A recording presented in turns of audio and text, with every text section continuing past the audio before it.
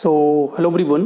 Today we will discuss about what are the difference between UGC net and SRB net, and what are the benefits of net. Because many students have query about that, what are the major difference between UGC net and SRB net, just like its exam pattern, syllabus, and eligibility, and what are the benefits after clearing net. Student, आज वाले session में हम इसी को discuss करेंगे कि UGC net और SRB net में मेजर डिफरेंसेस क्या हैं, और आप अगर नेट क्लियर करते हैं, चाहे वो यूजीसी नेट हो या एसआरबी नेट है, उसके बाद आपको क्या बेनिफिट्स मिलने वाले हैं। तो फर्स्ट ऑफ ऑल अगर हम लोग देखें यूजीसी नेट के बारे में, तो यूजीसी नेट जो है उसका एग्ज़ाम पैटर्न का हम लोग अगर देखें, एग्ज़ाम पैटर्न के मेजर डिफरेंस क्या हैं यूजीसी और एसआरबी में। तो यूजीसी नेट में 150 क्वेश्चन पूछे जाते हैं, जिसमें 50 क्वेश्चन रिसर्च, टीचिंग, एप्टीट्यूड से होते हैं एंड 100 क्वेश्चन एडल्ट एजुकेशन से होते हैं। तो यूजीसी नेट का सबसे बड़ा ये है कि जिससे हम एक्सटेंशन वाले इसमें फॉर्म फिल करते हैं, एक्चुअली एलिजिबल तो होते हैं, बट जो उसका एग्ज़ाम पैटर्न होता है, जो उसका सिलेबस है, हमारे एक्सटेंशन से बहुत ज़्यादा डिफर है। तो मेरा जो पर्सनली अगर मैं आपको सजेशन दूँ, तो आप यूजीसी नेट का प्रिपेयर करके अगर आप जाएँ एग्ज़ाम को देने, तो बहुत मैक्सिमम से आप 30% या 40% फर्स्ट पेपर में आप कर सकते हैं इजीली। अगर आपकी अच्छी प्रिपरेशन है तो आप 35-40 क्वेश्चन फर्स्ट पेपर में अटेम्प्ट कर सकते हैं। बस सेकंड पेपर में आप बहुत पढ़ के भी जाएंगे तो 50 क्वेश्चन आपको अटेम्प्ट करने में कठिनाई आ जाएंगी। तो क्योंकि उसका सिलेबस काफ़ी डीपर है, हम एक्सटेंशन वाले उसमें एलिजिबल मतलब हैं, बस फॉर्म फिल करते हैं। तो इसका जो प्रिपरेशन है, तो आप मैं यही कहूँगा, सेशन दूंगा तो आप एसआरबी पे ज़्यादा फोकस करें, क्योंकि जो यूजीसी नेट है सिर्फ हायर एजुकेशन, आप यूपी एचएससी से वैकेंसी आती है, वहाँ इसको कंसीडर करते हैं। अगर आप कहीं और जगह जाते हैं, चाहे अदर स्टेट में जाते हैं आप, या अभी यूपी की किसी एग्रीकल्चर यूनिवर्सिटी में जाते हैं, तो यूजीसी नेट को वो लोग कंसीडर नहीं करते हैं। आप बीएचयू एग्जेम्प्टेड अगर देने जाएंगे, वहाँ डायरेक्ट इंटरव्यू देने जाएंगे अगर नेट लेके, तो भी आपको पीएचडी में एडमिशन नहीं देते हैं। तो ये मेरा पर्सनल है आपसे सजेशन है कि यूजीसी नेट पे ज़्यादा फोकस ना करके, हाँ ये अगर आप फोकस कर रहे हैं, आप जेआरएफ के लिए शॉर्टलिस्ट हो गए तो आपको स्कॉलरशिप मिल जाएगी।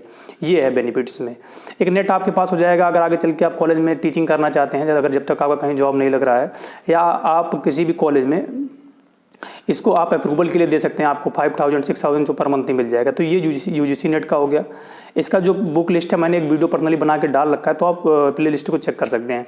देन एसआरबी पे हम आते हैं। एसआरबी में 150 क्वेश्चन पूछे जाते हैं, जो कि सिर्फ एक्सटेंशन से पूछे जाते हैं।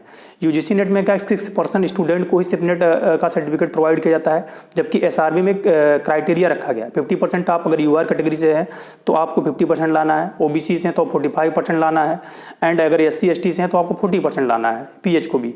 तो इसमें आपको किसी का कंपटीशन नहीं, उसमें 6% में आपको आना है। इसमें सिर्फ आपको आपके जो परसेंटेज क्राइटेरिया उसको टच करना है। तो ये एसआरबी नेट हो गया। एसआरबी नेट हर जगह कंसिडर किया जाता है। आप एग्रीकल्चर किसी भी यूनिवर्सिटी में जाएं, आप हायर एजुकेशन में जाएं, तो ये क्योंकि हमारा आईसीआर के थ्रू ये नेट होता है, और ये वैल्यूबल भी हमारे लिए। ये हो गया। नेक्स्ट ये होता है कि एसआरबी नेट का हम लोग प्रिपरेशन कैसे करें, क्योंकि अभी हो सकता है कि आपका फॉर्म जो है, मुझे तो नहीं लगता अभी इस ईयर आने वाला है, जनवरी के पहले या फरवरी के पहले आपका फॉर्म में भी आ जाए, लेकिन जहाँ तक एक्सपेक्टेशन लग रही है फरवरी या मार्च में आपका फॉर्म आएगा। तो उसके लिए मैं अभी एक पर्सनल वीडियो लेके आऊँगा, उसमें पूरा सिलेबस डिस्कस करूँगा, और जो भी टॉपिक है किस बुक से आपको उसको रीड करना है उसको मैं डिस्कस करूँगा। उस पर वर्किंग है, क्योंकि उस पर वर्क करना पड़ रहा है कि कौन से टॉपिक को किस मॉड्यूल से किस बुक से पढ़ा जाए। और थोड़ा सा ये भी वेट करना है, क्योंकि सिलेबस बीएमएस के अकॉर्डिंग आया है, चाहे आपका पीजी का और पीएचडी का।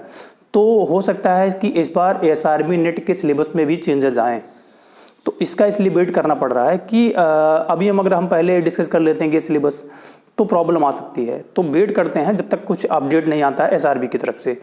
जो पहले वाले हैं, मैंने इसके लिए वीडियो बुक लिस्ट भी बना रखी है, और जितना भी एसआरबी नेट का सिलेबस है मोस्टली मैंने 90% कवर कर रखा है यूट्यूब के प्लेलिस्ट में, अगर आप चेक करेंगे तो।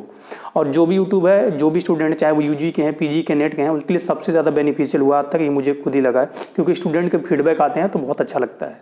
ये यूट्यूब चैनल या जो भी पढ़ाना है, टीचिंग स्टार्ट हुआ था, इसका कोई प्रोफेशन नहीं था। एक्चुअली मैं भी पीजी में स्टूडेंट था, और मुझे भी मेरा शुरू से ही पैशन रहा है मुझे टीचिंग करना, इस वजह से मैंने इसको स्टार्ट किया था। बहुत ज़्यादा उसका हमको जो मिला है फीडबैक वो बहुत अच्छा है, क्योंकि स्टूडेंट के लिए अगर हेल्प हो जा रही है तो उससे ज़्यादा और क्या है।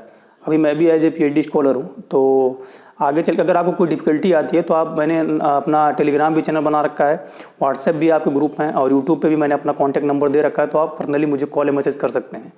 दूसरा क्या हुआ कि हम लोग अगर बेनिफिट देखते हैं, सबसे पहला बेनिफिट क्या होता है कि अगर आप नेट क्लियर किए हैं तो कहीं भी जा रहे हैं, अगर आप हायर स्टडी कर रहे हैं, आप पीजी करने के बाद पीएचडी कर रहे हैं या पीजी आप कंप्लीट कर चुके हैं, तो देखिए नेट का क्या होता है हमारे सोसाइटी में ये समझा जाता है कि नेट से कोई जॉब लगेगी। जॉब आपको नहीं लगेगी, बस ये क्या आपका गुड इंप्रेशन जाता है। अगर आप किसी से बता रहे हैं कि मैंने नेट क्लियर किया है तो थोड़ा सा लगता है कि आपके सब्जेक्ट पे आपकी कमांड है, क्योंकि आप पीएचडी कर लिए, पीजी कर लिए, अगर आप नेट नहीं क्लियर कर पा रहे हैं तो आपकी पीजी और पीएचडी का कोई मतलब नहीं।